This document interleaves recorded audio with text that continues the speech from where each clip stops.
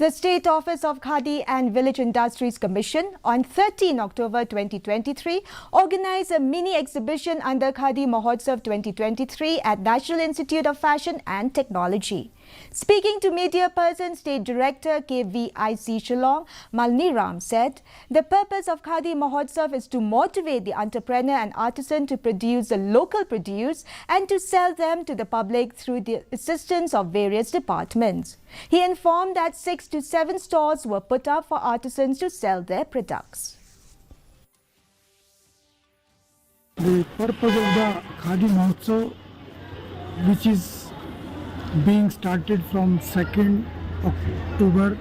on account of Mahatma Gandhi birthday, is being celebrated from 2nd October onwards to by 31st October with the purpose to motivate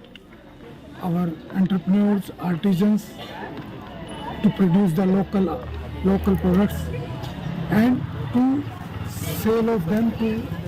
all the public locally.